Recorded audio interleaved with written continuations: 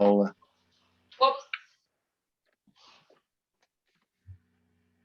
Okay, welcome everyone to our latest podcast, is it 18, Roger? I think so.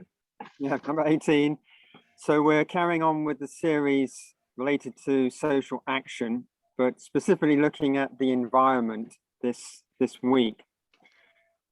So for those that have been tracking with us over a number of months now, we've been looking at different spheres of society.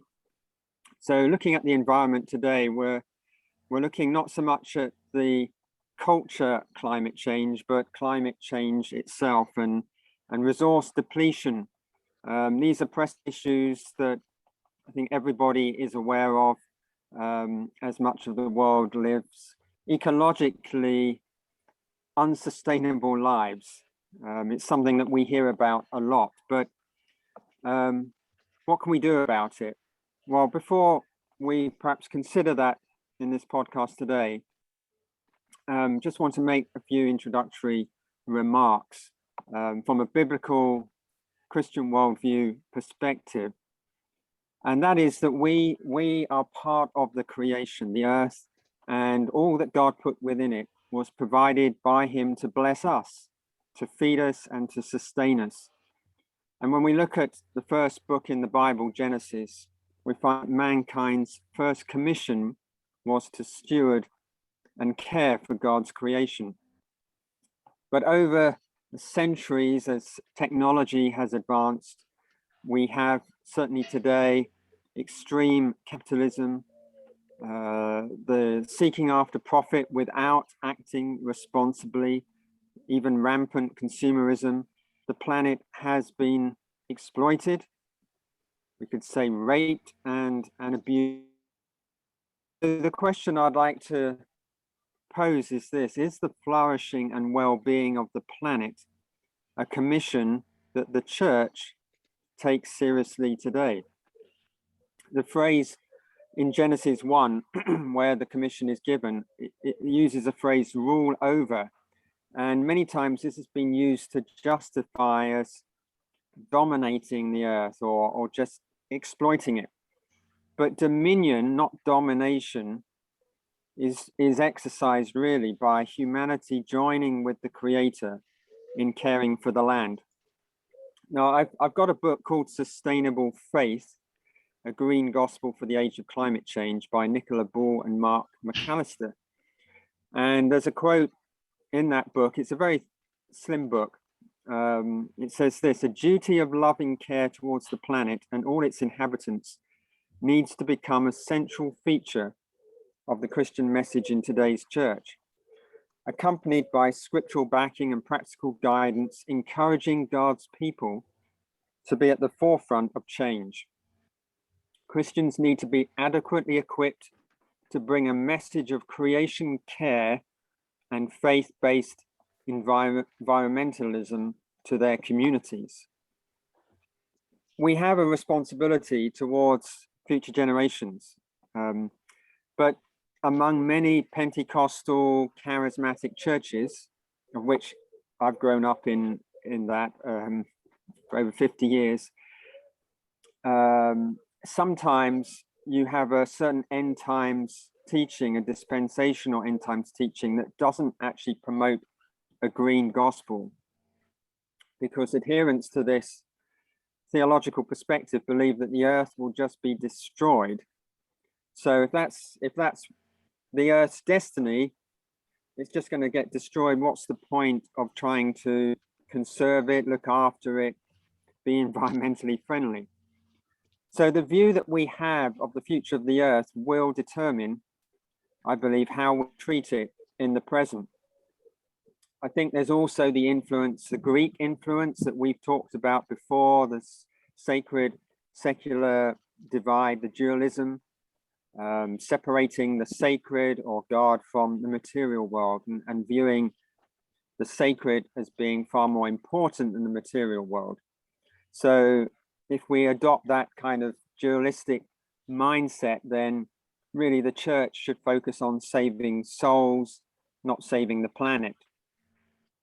But I believe a more biblical worldview is like the Hebrew word shalom, the health and wholeness of all of creation. There's an interdependence there, and we can share in the restoration, and creation itself shares with us in the restoration and reconciliation of all things. The creation indeed is waiting for this in Romans 8.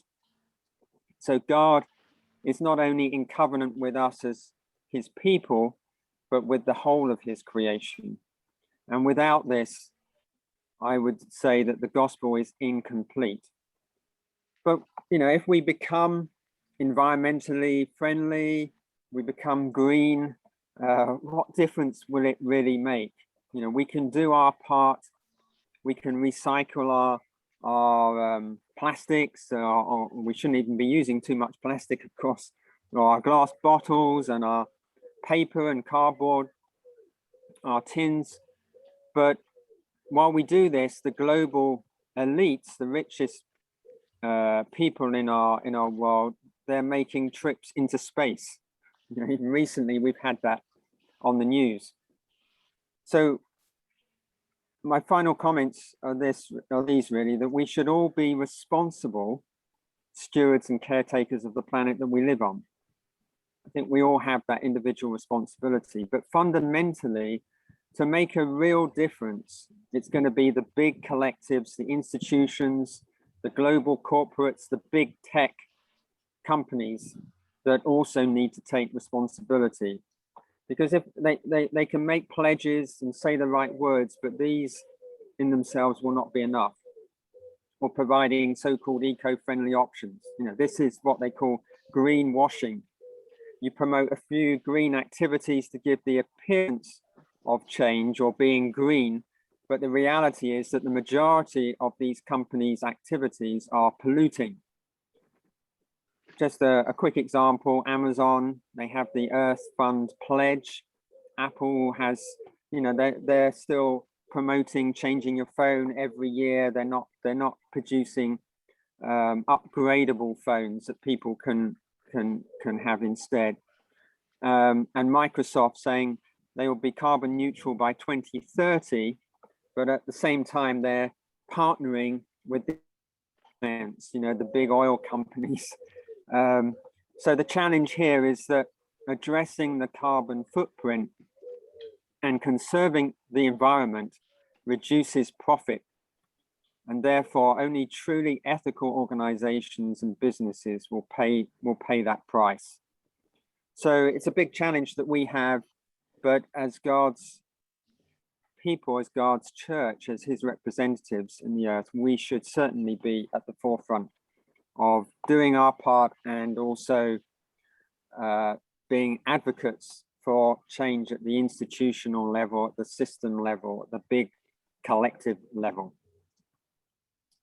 No, Roger, brilliant. over to Thanks. you. Thank you. And just great to have that bit of an overview, just connecting in with some of the sort of realities of not just of theology, but also of issues on the earth today. Just for me to say, absolutely great and really brilliant to have Jenny Foster with us. So thanks so much, Jenny. Jenny these days is very much has sort of setting up the Global Goals Centre in Bristol. So it's going to be really interesting to interview Jenny a little bit later around some of you know, all that she's done over the years. I don't know how long I've known Jenny, but it's for quite a while now, a dozen years, 15 years perhaps, with the Bristol Fair Trade Network before, and also then Global Aware. Bristol was a whole network of folks that included, I don't know how many, but several conferences that sort of very much focused in on environmental issues. So Jenny, it's great to have you, particularly connecting in with us from Italy today. Thank you, lovely to be here, thanks. That's great. And so we'll come back to Jenny towards the end and sort of ask a few questions of Jenny. What I'm just doing, I guess, is building a bit on what Stuart said.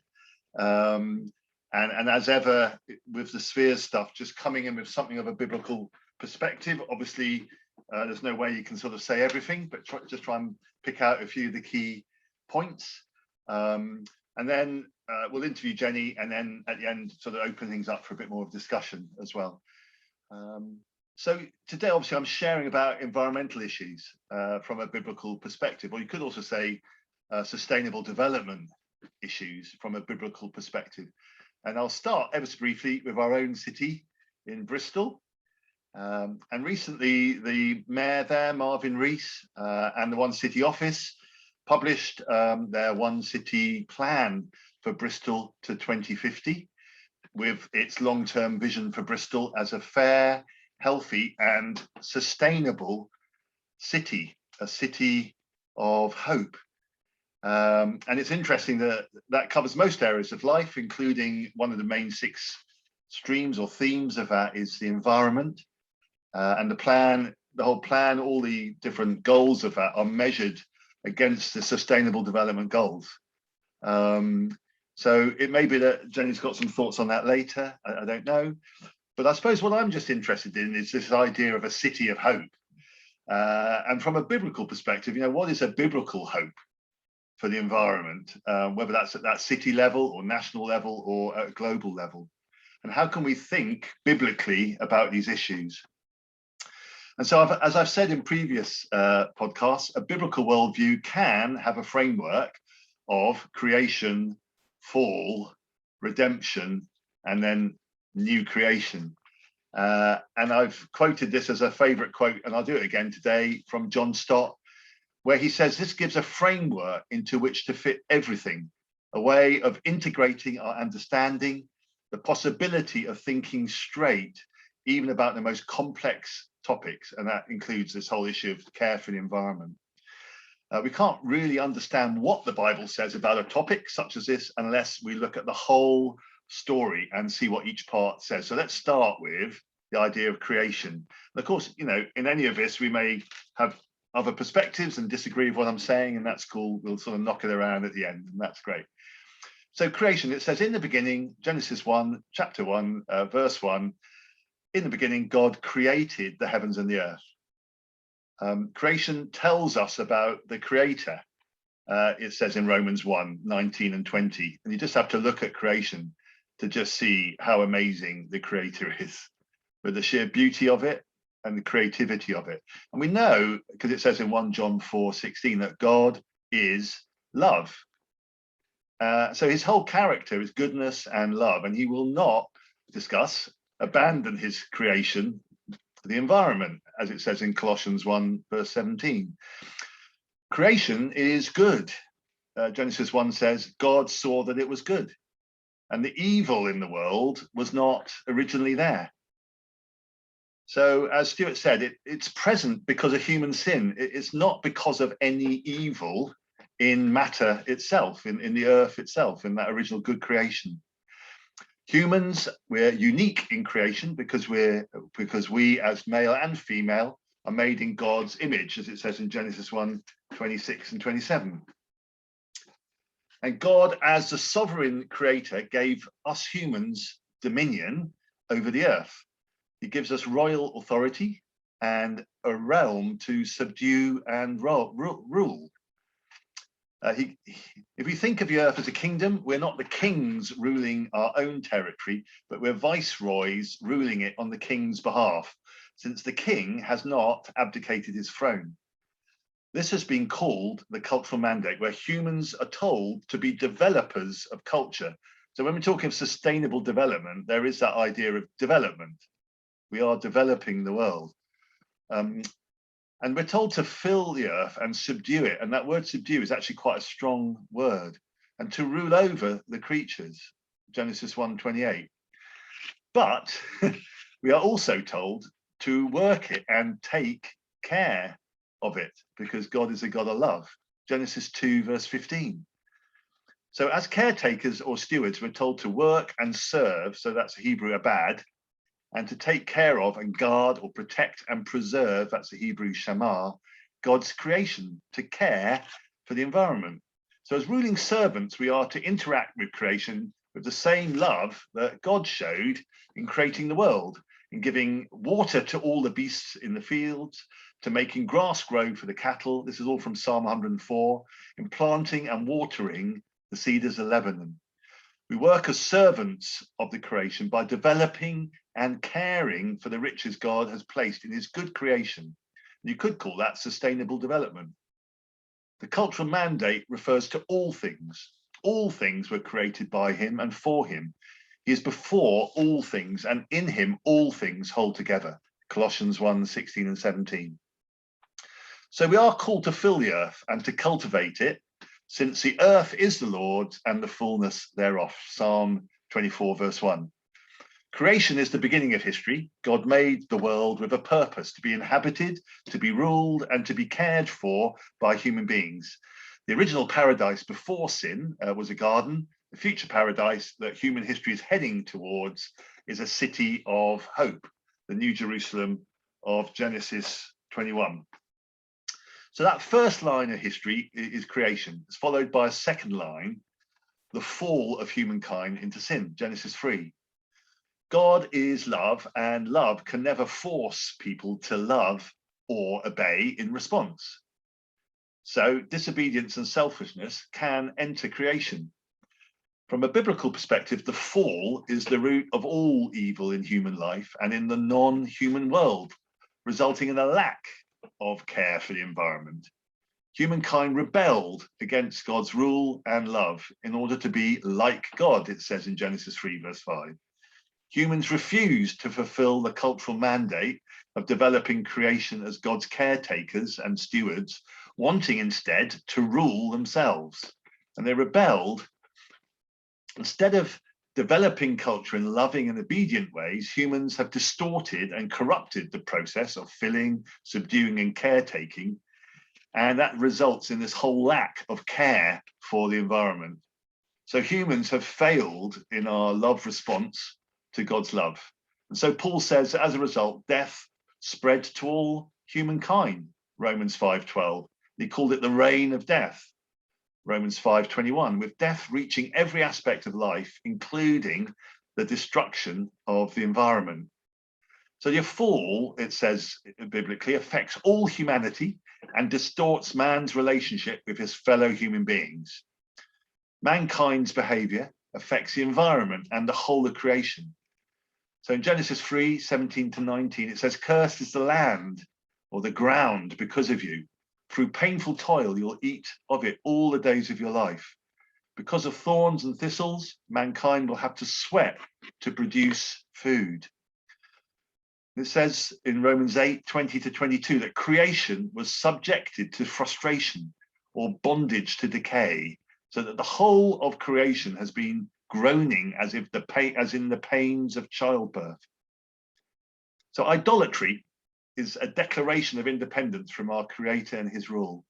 And Romans 1:25 says humans have exchanged the truth for a lie and worshipped and served created things rather than the Creator. So idolatry affects all of life. Jesus said, "You cannot serve both God and money," Matthew 6, verse 24. And Paul wrote that the love of money is a root of all kinds of evil, 1 Timothy 6, verse 10, such as the destruction of the environment. So just finally, to finish this little part, I've told this story once before on these podcasts, but over 25 years ago, we taught a topic on pollution in a Christian school I was teaching out here in Bristol. And the first year we did it, we started with the youngsters by looking at the mess which humans have made. And we were actually really surprised to find that the pupils did not seem to be motivated to do much about it. So we thought, well, what was that all about? And the next year, we changed it and we actually started with creation instead of the fall. We started by exploring the beauty and the wonder of God's creation, such as the oceans and the rivers. And then we looked at the mess that humans have caused, the fall, such as plastic pollution and so on. And this time we found that the pupils were angry and passionate to do all that they could to help put right. And that's redemption. So that biblical framework of creation, fall, and redemption is on any topic is incredibly powerful. And I think that just showed us that when we sort of get our perspectives right, then it can motivate people to wonderful action. So enough from me. We'll come on to sort of redemption and new creation in a little while, but I don't know in what we've said so far whether there's anything that we want to pick up at all. Stuart, what would you think? Go for it. Well, I'm looking forward to hearing what Jenny has to say. Jenny, if you've got anything, far away, but no problem if you haven't yet. I was just going to loop really what you said about Bristol being a city of hope, with that whole thing about, you know, pointing out the redemption and the necessity for that, and that it is so important for people to be inspired fundamentally about the beauty of the world and the incredible intricacies and the social justice message behind it. I don't know if you're probably coming on to that. But all of that, we need to inspire people with that. Obviously then, like you say, point out what's gone wrong, but also give that message of hope that there is the ability to redeem, not just in our own strength, but with God's help, but that we do have a part to play in that. And it has to be that hopeful narrative. That's what's going to inspire people. That's absolutely what we try and do at the Global Goals Centre. Yeah. If you just keep feeding the negative messages, and the media has been so guilty of this, and I think it's just put so many people off getting involved in any environmental movements, because it's all just negative. You know, it's all terrible and we're all going to burn. And that isn't something that can inspire people and get them motivated to do things. So us being a city of hope and a people of hope, in that we are, you know, we believe in redemption, and we know that that's what God offers us. But this is a really crucial narrative. So I'm so glad you raised it. No, brilliant. And I think with that particular experiment that in school with those youngsters, that was a big thing that I've never clearly forgotten 25 years later, that the total difference, we did it over a whole term. It was like an integrated topic, you know, one afternoon a week across all subjects, whatever. We were just looking at that pollution. And just by looking at the beauty of it to start with, so that hopeful, that good aspect, that beautiful aspect, the difference that there was compared with previously when we just looked at the mess and the negative. And so that combination of, you know, the beauty of it, and yet also, you know, we can do things about it, the positive. I totally agree. Yeah. Stu, any thoughts on any of this? No, I agree with what you're saying there. I think it's powerful to have that message in that order, you know, rather than just start with all the destruction and what's happening to the rainforests and the oceans. As Jenny said, that hope is inspiring. So, you know, the younger generation, you know, with Greta Thunberg and others, are certainly engaged in the issue, but to give a hope for the future is, I think, really important as part of that. That's great. And Jenny, I don't know if there's anything more you want to say, otherwise I might go and look at a bit more of the hope for the future. Well, that's great. I was just going to say, it can be, I think one reason it can be overwhelming, and that it can just seem such an enormous thing. You know, how can you as an individual, a bit like you were saying earlier, Stuart, you know, how can you possibly respond to that when it's so big? It's like dealing with poverty, you know, it seems overwhelming. So actually that ability to break it down and to actually be able to discuss with people how they can make a difference. I kind of like the analogy of you know, bringing an end to the slave trade, which Christians were at the forefront of doing. And again, that must have seemed like something that was absolutely embedded in a mentality, in a whole way of being, in a social system, in an economic hierarchy. And yet it did fall, and things did change slowly, but for the better. And you know, that I think that's just a great analogy to work with, really, when people kind of say, oh, but you know, but what can we do? How can we possibly make a difference? Yeah. I think it's just really good to start with a story like that shows how individuals can actually be part of that massive movement for change that actually becomes irreversible, and people have to start listening. Yeah, no, brilliant. And I think with the big techs and the big corporations and institutions, it's when at the grassroots level, as individuals, we do have a powerful voice, particularly when we speak out together in large numbers, because anything that hits the profit margins will get attention. So, I know, Greta has sort of highlighted this, that people say a lot of stuff, but they're not actually doing anything. And of course, all the big collectives, the media and everything, they're all kind of interconnected, and they have a certain agenda that they don't want to promote anything that's going to hit their pockets, their balance sheets and all the rest of it. So, but when we, as consumers, because the reality is we may be against consumerism or extreme consumerism for sure, but we still have to consume to be living on this planet. But where we consume, or where we buy from, and how we consume, we have a lot of influence and power.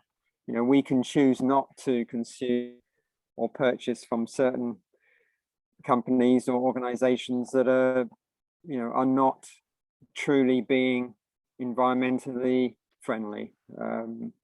Not just in an appearance sense, but in a very real sense. But it's going to take, I'm not sure we're going to see that from the corporate levels of these organizations. As I say, it's the love of money is very often too big a temptation, but if people power kind of forces change in the boardrooms, then that can certainly take place. And I think it's interesting because obviously we'll chat a bit more a bit later when we chat specifically with Jenny, but it's interesting to see an example of that in the whole sort of fair trade movement. Sort of remembering back to doing a sort of an MA in development studies, I think 1994 or something. So I was doing about fair trade and consumer power. And in those days, I think the fair trade mark had just, I think it just started in 94. And it was really a marginal sort of slightly cranky sort of thing, but it's now mainstream really, isn't it? And it'd be great to chat a bit more about that later, but just to see the effect that consumer power can have on change. So, I mean, Jane, I don't know if it's more you'd like to just say as a sort of comment on that now, but obviously we'll come back to it later as well. But no, I'm really glad you mentioned it, because obviously it's a great example, but it does need those numbers of people to get behind it and be prepared to put your money where your mouth is. We do have to do that as Christians. We need to stand up and be counted. We need to say, yes, we believe in social justice and the environment, and we're prepared to pay more for products and companies that align with our views on that and that we feel are godly. So, it's absolutely worth thinking about that, I think, both as individuals, as families, as churches, as communities, who it is we do want to support, who we want to buy from, and, those small scale farmers that are protecting the environment and the land, absolutely up there as fair trade in its truest sense. Yeah, and of course, environmental issues are a really important part of the fair trade criterion. Yeah. And Jenny, just to say, I mean, last session and the one before, we sort of really homed in more on sort of politics and social action, social justice. So I know you can't really often split these things, but there was quite an emphasis on that then. But I suppose, I guess what I just learned in those days, in coming back from Zambia in sort of 1999, there was all sort of Jubilee 2000, we're knocking Make Poverty History, all that sort of stuff around. And I think what I learned there is that everybody seemed to be in their thinking agreeing with all of this. And yet the biggest gap, if you like, seemed to be for somebody to actually then take one action, on the back of agreeing in their thinking, to actually turn that into one action. But then having done one action, it was then a lot easier to do a second action and a third, and then it becomes a habit and it sort of spreads.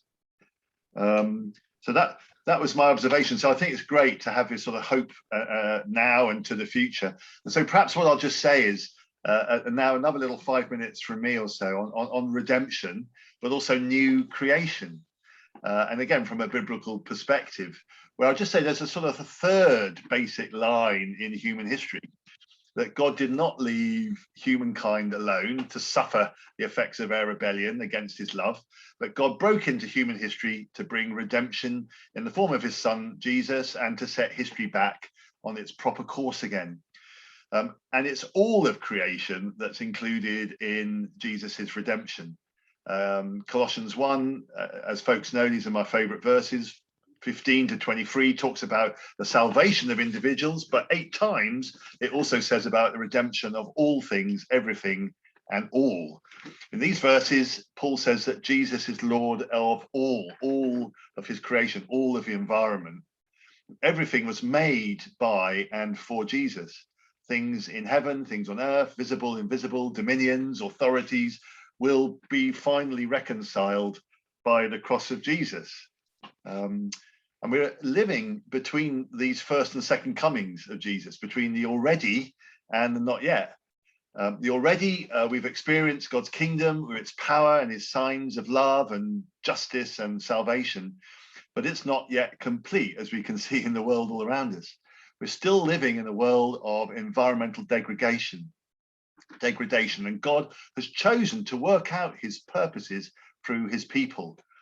In the Old Testament, it was Israel, the model society, which was intended to be a light to the nations. So Solomon, for example, asked God for wisdom to rule in 1 Kings 3. And it's interesting actually to see how much of that was involving a love for the environment, for plant life, for the cedar of Lebanon, to the hyssop, for animals and birds, reptiles and fish, as he said in 1 Kings 4:33. So a real part of wisdom is to do with the environment. In the New Testament, the mandate's been passed by Jesus to us, to the church, to the people of the upside down kingdom. And we're called to be involved to help spread this kingdom of God and of justice and of care for the environment. Great to see you, Michelle. Welcome. So as we look at the new creation, our redemption is not yet complete. There is more to come. And when it is completed, the whole creation will be liberated and filled with joy. When will this happen? Finally, when Jesus comes back. The kingdom will come in its fullness only when Jesus returns to renew, restore, and transform the earth. Then it says the meek will inherit the earth, Matthew 5:5, and rule upon it, Revelation 5:10. So this is our ultimate hope for the care of the environment, new creation, the completion of God's purposes for his world and its people, with Jesus ruling for eternity and the earth restored. There is throughout the scriptures a theme of destruction, and it's often alongside the topic of a new heaven and a new earth. So Peter describes the earth being destroyed, and Jesus says that heaven and earth will pass away or be transformed, Matthew 25:35. However, a closer examination shows that Jesus will return to renew the earth rather than destroy it. The Greek word used for new when it talks of new earth is kairos, which means fresh or renewed rather than brand new. He's not getting rid of this and then bringing in a brand new one. There's a continuity. It's the same earth being restored. And when Peter talks about creation being liberated, so in 2 Peter 3:10 is actually one of the crucial verses in understanding this, because the majority of the Greek texts say that the earth will be found, which is the Greek hierothestai, rather than shall be burnt up, which katakaisatai.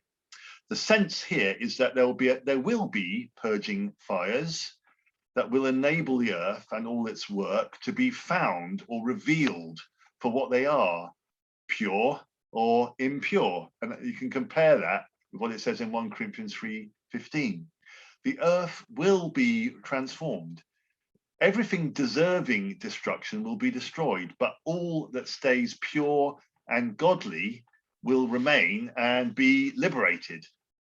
Under the lordship of Jesus, the transformed city will be ruled by justice and peace. Under Jesus's eternal rule, humanity will be totally healed and at peace with God, with ourselves, and with the environment. And that Jesus brings this peace or shalom through his death on the cross. So Jesus will be called the Prince of Peace. And in various passages, it gives a glimpse of that shalom, not only for people, but for the environment under Jesus's rule. Where it says, for example, in Micah 4, verse 3, that they will beat their swords into plowshares and their spears into pruning hooks. And then talking of wildlife, it says, the wolf will lie down with the lamb. They will neither harm nor destroy on all my holy mountain. That's Isaiah 11, 6-9. And it says, everywhere in the land, righteousness and justice will be done. This is Isaiah 32, 16 and 17, because everyone will do what is right. There will be peace and security forever. So just to draw this to a close, the final state of all things isn't a return, as it were, to the Garden of Eden, to creation, good creation. But the vision at the end of Revelation isn't a garden, but it's a city that is fully developed in every aspect of life, but where nothing impure enters in. That's Revelation 21:27. We will be reigning with Christ in his kingdom, Luke 22, 28-30 and Romans 5:17. The hope of new creation gives a powerful motivation for mission and service, including care for the environment and for sustainable development and for the global goals. It assures us that God's purposes will be fulfilled, so our efforts are worthwhile. It reminds us that the whole creation is to be redeemed. So it is worthwhile for us to develop, but also to care for all aspects of life, including the environment. But we cannot make heaven come on earth and solve all the world's problems. We cannot build Jerusalem here. Only God's intervention can finally do that. But we can do all that we can in our lifetimes towards that happening. And it is worth it, because it won't be a brand new earth. You won't be getting rid and destroying with fire the old earth, but instead we'll be purging with fire all that's impure and unjust will not carry on. Only what is just and peaceful and love and pure will carry on in a renewed, but not brand new, a renewed earth. So the biblical imagery of heaven is exciting, on the rule of Jesus, living on a perfectly renewed earth here. So it's worth doing all that we can. Now, look, I certainly don't fully understand all about this, but one day we will, it says in 1 Corinthians 13:12. So that's my sort of imperfect little summary. Took a bit longer than intended, but there you go. And so it'd be great to knock that around a little bit in a moment, and even, you know, earth it with a few practical actions that we can take if we feel that's helpful. But before we do that, it'd be great, Jenny, to just talk a little bit more about your sort of personal journey. You know, we've mentioned, for example, some of the fair trade things, but also, you know, what you're passionate about in all of these issues, sort of environmental, sustainable development, you know, what your dreams are with the sort of new Global Goals Centre that you're setting up in Bristol. So yeah, brilliant to have you with us. I'm just remembering all those years. Was it about 10 years or something you were coordinating? I was 10 years in fair trade, yes, indeed. But I'm actually a qualified social worker, so I used to work in mental health and homelessness. So it kind of feels for me that working now with the Sustainable Development Goals or Global Goals, it kind of brings together all my experience really around everything that I've done, which is amazing and wonderful, and only God can do things like that, I feel, when you have a very checkered career like me. So yes, I worked as a social worker for quite a long time, also worked in theatre and education, again around sustainable development issues, so it's always been an absolute passion of mine. I was lucky enough to go on youth exchanges to Jamaica as a young person. I think that's informed quite a lot about interest in the world, but also sort of the injustice and the inequalities that exist there. So I think the whole kind of green and sustainable passion has really arisen through working on fair trade and hearing directly from farmers in developing countries as to how the climate was changing for them. You know, they used to reliably farm, they used to know when the rainfall was going to come, and all of those things that they relied on to farm and feed their families were just not there anymore. And we're just hearing that more and more, and that really came through so strongly from the farmers that we were in touch with. And actually for them, climate was the most important issue. So if Christians are keen that we should feed people, the best way we can do that is to try and address climate change, because it's messing up the world's farming system. And as food prices go up, who are going to suffer? The poorest people. So, like you said earlier, all of these issues are absolutely interconnected. And so what inspires me now is the fact that we do have this set of 17 Sustainable Development Goals, not a very friendly title, that's why we call them global goals, because it's a bit simpler. But the fact that every single country, 193 countries in the world, has signed up to deliver these goals. There's no other world plan that every single country has ever signed up to. So if you want a picture of hope and inspiration, it's there in these goals and that everyone has signed up to them. Big business has all said, that they will get behind these goals. Absolutely, as Stuart said, we have to, make them do that as shareholders, as consumers, or whatever. You said you're going to be behind the Sustainable Development Goals. What does that mean to you as a company? How can you keep doing X and Y, when you've signed up to no poverty, no hunger, climate action, protecting life on land? They really are transformational, these goals, if you take them on board. And so what we're aiming to do through the Global Goals Centre is to be a centre of hope and inspiration, where people can learn about the goals, sure, but in a very real world setting. So the idea that we've got is that, for example, you would walk through a fridge and then you would be in a place about food, or you'd walk through the wardrobe and you could learn about clothing and fashion and how that impacts on people and planet. You could go through the shower and you'd be underwater and see the beauty of the underwater world, but then, like you said before, about plastic pollution. So very much grounding it in the here and now and the everyday, so that people can see how it impacts on them and also how their own actions are then impacting on others. And it isn't just a global issue. It's not just happening over there. It's happening here and now. To all of us. We're talking about sustainable cities, we're talking about increased flooding, we're talking about rises in food prices not far ahead. So all of these things are vital and urgent for now, but bringing that picture of what the world can and does look like actually in its redemption is very much a part of that story. So highlighting, yes, the beauty around us, but also the incredible innovation that's happening. The amazing advances in women's education or in healthcare or in the ways that we're responding to the need for sustainable energy, all those kinds of innovations. It's really inspiring, it's exciting, and a lot of it, I believe, is very God-given. Let's celebrate that, let's be joyous about that.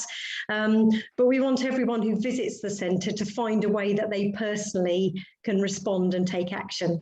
So the idea is that they would be inspired, be challenged, take action, feel positive as they leave. Right, I've got to do this now. This is my tipping point. This is my psychological pressure to go, okay, I can't do this anymore. I have to now do this. Or isn't it amazing that we're doing this? I want to be a part of it. And that's what we want to inspire people to do at the centre. Yeah, no, it's brilliant. Because I have heard the goals called God's goals. And I guess that combination that I was talking about of sort of developing the world, so from sort of garden to city, so developing it, but so that's Genesis 1, 27 to 28. And yet at the same time, how do we develop it? Well, we develop it in a way that is loving and caring, and we're called to be caretakers and stewards. So that's Genesis 2. So those two together, maybe they are those sustainable development goals. And when you look at those 17, you say, look, these are pretty much sort of kingdom of God goals, really. So I don't know in how much you found in sort of Christian circles that people see it like that, or is there education that you feel needs to be done in sort of Christian circles as well, I think there is. I think there's still huge amounts of education. I'd love to say that Christians are at the forefront leading on all of these issues. And of course they have done. Like if you look at some of the goals, things like education, Christians have led on that for a long time, bringing peace, the Quakers, it's absolutely. But overall, and particularly the climate goals, sadly, the church does seem to be lagging behind. And I don't really know why that is, because to me, they are all interconnected. And like you say, everything you've said before about the biblical principles and God's creation, and the fact that it is the poor that are the most negatively impacted by climate change. And the church has always been on the side of the poor. So they are all so interconnected, these issues. So, I really hope that more Christians will be more passionate and more inspiring and at the forefront of the push for change, because we need big change. This is urgent now. This is our wake-up call. We can call it from God, or we can just call it from the fact that things are clearly getting worse around us, and we need to take action. This is a real challenge, genuinely, to us. And we as Christians know how to mobilize. We know how to be community. We know how to, bring those changes, those social changes, and to be the good in the world. So let's do it for what's green and fair and just. Yeah, and it's interesting, Jenny, because I think in previous podcasts, we've not just been looking at like the biblical perspective on everything, but we've also seen, so why do the Christian community not often bring God's redemption to every aspect of life?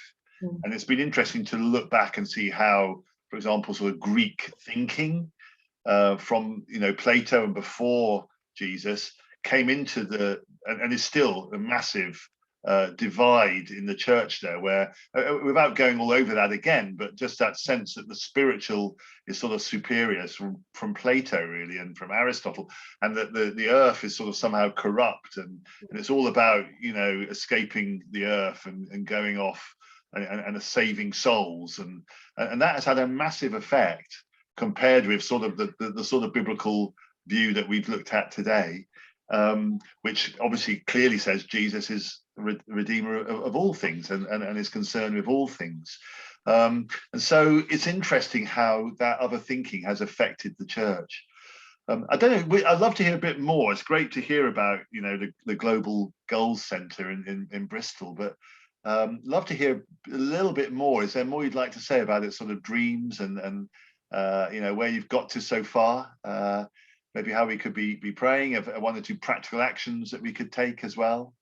Sure. I mean, just to go back to what you said about the church wanting to save souls, and of course, absolutely. But we are fundamentally followers of Jesus, and Jesus didn't just preach and try to convert. He healed people and he fed people, and so these practical outpourings of God's love are absolutely Christ-like and need to be a part of who we are and our ministry. If we're just focusing on the spiritual, that isn't what Jesus did. And so I would really challenge people to, have a look at these goals and see how they can get involved with them, because they are touch points for everyone. It's absolutely about health and well-being. It's about education. It's about challenging poverty and inequality. It's about bringing peace. And it is about protecting God's earth. So, they do all work together for good. Everything you've said about it being good. I would absolutely value prayer for the Global Goals Centre projects. We're involved in some short-term education projects while we're seeking a venue. So I'd love prayers for a venue for us, obviously for funding, as always with these big projects, but also just short term that we can keep having impact.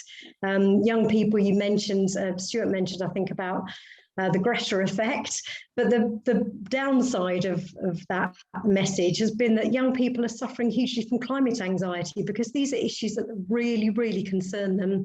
And we've seen a huge increase in climate anxiety. And so a lot of the work we're trying to do is to overcome that by giving young people the inspiration and hope side of things, and showing them how they can be mobilized as global citizens and take their place and make the difference. Yes, partly by talking to their parents, everything, but doing things where they are. And that's absolutely the message. You know, you don't have to be somebody of great power or money or influence to make a difference where you are. Everybody listening to this podcast is a member of a small group of friends or a family or a church or a community or a choir group or a drama group.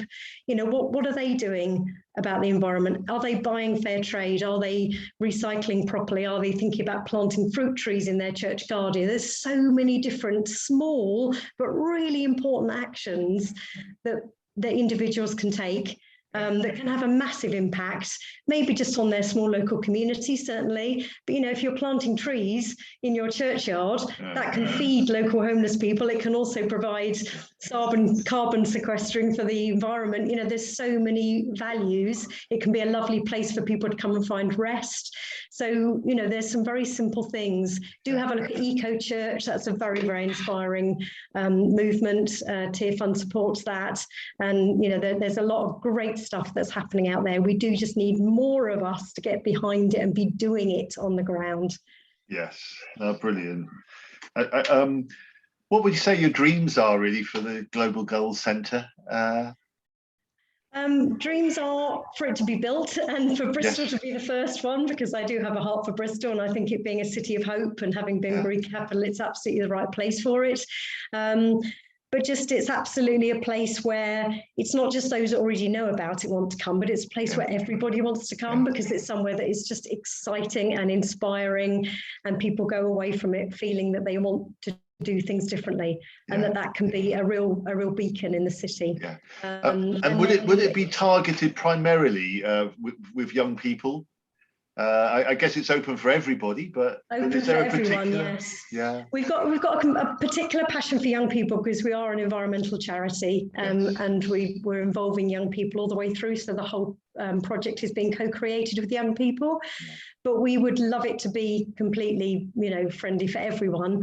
There's no reason that older people wouldn't enjoy it. You know, families coming along. So there should be something that would inspire everybody, and we'd love it then to be a replicable model that could be in other towns and cities across the country and the world, so more people can actually be a part of this restoration and redemption that you've spoken about.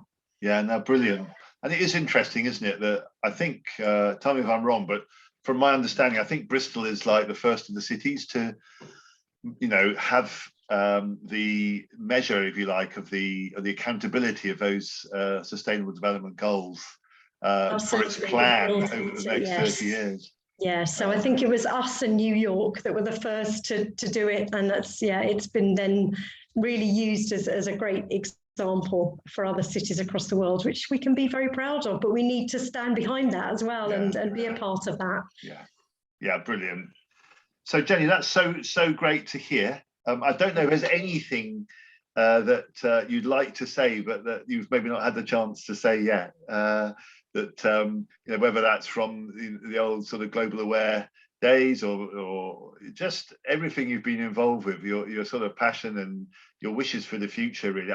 Is there anything you'd like to just say to sort of tie things together? I think for me, the key thing is just that I do absolutely believe that God is in this movement for social and environmental change, and it's absolutely my faith that powers me. I've always seen God as a God of justice, you know, and that whole passage in Isaiah, you know, what is the fasting that I require from you? And Micah, you know, loving justice and walking humbly. That's what we need to do. That is the people that we need to be. And it's like you said earlier, as soon as you start to do these little things that make a difference, whether it's buying fair trade or doing proper recycling or cycling somewhere instead of using your car or trading your car in for an electric one, it actually makes you feel good because you know you're doing something that actually contributes to the greater good. And that's a really exciting, inspiring place to be. So, be inspired, pray about it, and take those actions that you think you can, and then keep going, keep doing more, because there's so much more we can all do, and it does inspire and feel good to do those things. You get your reward. It feels like you're moving in the right direction for your life. That's brilliant, and thanks so much, Thank Jenny, you. for inspiring us, and for your, well, it's your whole life really, as you say. It's a central passion of yours, and that's just brilliant. And bless you. And Michelle, great to have you with us as well. And Stuart, I don't know, is there anything, in our last sort of 5 minutes now, is there anything that you'd like to come back on, or comments that you'd like to make? I think for me, it just presses all my buttons. I mean, that's really where I'm at, where my heart is at. And it just makes me want to go to Bristol and work with Jenny, because she's so inspiring, and it's just, yes. And I really get it. And I was going to say, before you actually said it, God is, he is such a practical God, and I always say to people, I just love that side of God, that he is actually so practical, more practical than we are a lot of the time, actually. And he's teaching us to be so in these areas. And I think we learned to appreciate all of this so much more after we learned about and went to work with Native Americans for a while, because they have a completely different view of all of this, and have such a respect for creation and our treatment of it. And so we lived off grid out in the desert for a while, and then in Wales we lived among a lot of the people who are doing one planet development out there, where they're building on buying land, building off grid, and just living sustainable lifestyles, and having to record their carbon footprint. And so it was fantastic to live there, and to have that rub off on us as well. That's great. I think one of the things that came to me when you were talking about people getting involved, and perhaps why they don't, I think it can be uncomfortable. I mean, it is a form of, it is part of discipleship. And I think people don't always naturally tend towards change.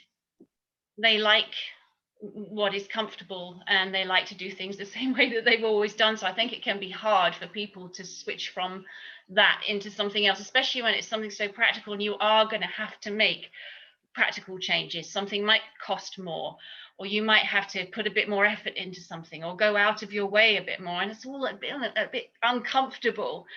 But I think if we can view it, from the point of discipleship and growth, well, actually, I'm learning to be a part of something fantastic and amazing here with God.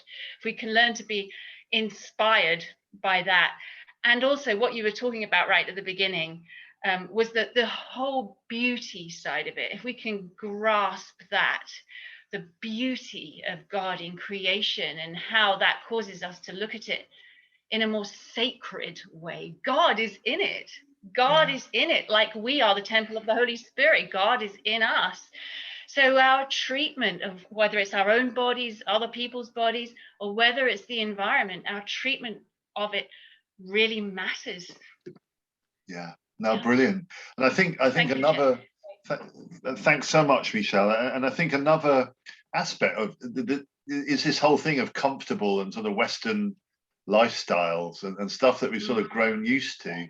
I mean, obviously you were living off grid, working with Native Americans. I suppose when we were in Zambia, it was crazy, in that I suppose we were living probably about half the level that we'd be living here in Britain, and yet we were like kings and queens, really, compared with how folks were living in the world of absolute poverty in the villages around. And I can't remember the old sort of statistics, but it's something like where America is 6% of the world's population, but using 66% of the world's resources. You realize, if we were to be carrying on living at the level that we are, I don't know how many planets we need, but I've heard sort of 3 or 4, and it's just unsustainable. But that comes down to me at the end of the day, and I suppose for me it's how can I live more simply, really, and that's partly what we've been enjoying doing in terms of living in community. here down in sort of Knoll West, down with Lee Abbey, where a lot of their values are partly to do environmentally. But as we live in community, it's really interesting. You know, we're going to be sharing a car next, and it's sort of just learning the whole time. The folks I'm with have done far more over the years for the environment than Angie and I have, actually, and so we're changing quickly. We've done quite a lot, but not as much as our friends who've been really committed to these issues in ways that we have. But on environmental issues, there's more that Angie and I want to do and are doing already, and will want to do in the future. And I guess it sort of comes back down to each one of us, really, doesn't it? So, Jenny, thanks so much for joining us. Thank you. Michelle, great to have you with us as well. Stuart, I don't know, is there a final thing that you'd like to say as we bring things to a close? I think Michelle's comment about discipleship is really good, because it's one of those subjects, and I can't remember, you know, over 50 years sort of growing up in church, and we've been to churches across different countries and different places. It's not a subject that you hear preached about, for probably a number of reasons, but it needs to be. And Jenny was talking about justice. I mean, biblical justice. You know, we use the word righteousness. It appears in the New Testament time and time again, but a different way we can translate that word is justice. So Jesus said in Matthew 6:33, seek first the kingdom of God and his righteousness. Well, we can kind of spiritualize, what does that mean? Seek his righteousness. You know, we are the righteousness of God in Christ. We can kind of over spiritualize it a bit. But to bring it down into a more practical, earthy sense, say seek first his kingdom and his justice, then, as Jenny was saying, you know, this is core to the gospel. The gospel of the kingdom is God's justice and his love for people, yes, but also for the whole of his creation. And he's committed to bringing about that redemption and that new creation. But